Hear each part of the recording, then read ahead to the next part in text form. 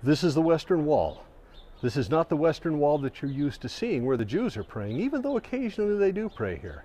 But this is the Western retaining wall, which connects to the holy Western Wall where the Jews pray, at the southwest corner of the Temple Mount.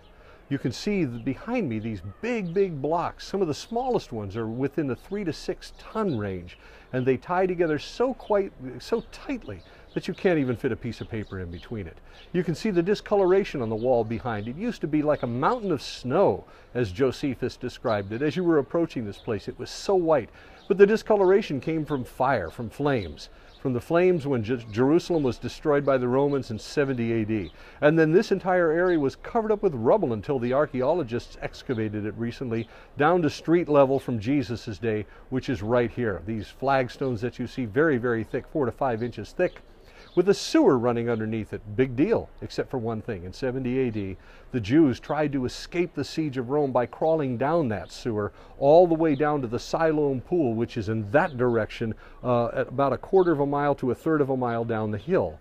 And in that sewer, as they've been excavating it, I mean, who wants to excavate a sewer? But the archaeologists love it because people drop things in there like jewelry and coins, and that's exactly what they found, including a small golden pomegranate-shaped bell that would have hung from the high priest's robe, and they found that in the sewer. During the siege of Jerusalem, it's possible somebody dropped it and it fell through a drain because they were trying to escape with the high priest's robe, which is very sacred, or maybe they were even crawling through that sewer to escape. No one escaped. The Romans found them. But over here, just behind me, in this area here, you can see big blocks, these same size stones that were pushed down by the Romans, and where they sit right now is where the archaeologists found them, from the destruction of Jerusalem in 70 AD. What's the big deal? Jesus predicted it. Jesus said this would be destroyed, that not one stone would stand upon another. Talking about the temple proper, but here, even from up above, this not being near the temple, but part of the retaining wall up above, they still knocked them down, and you can get an idea of just the scope of the terrible destruction that went on here. Well, this is Jerusalem.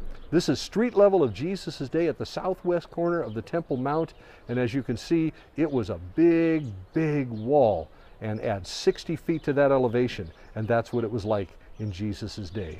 Oh, I hope you can come here someday. God bless you. We'll talk to you again.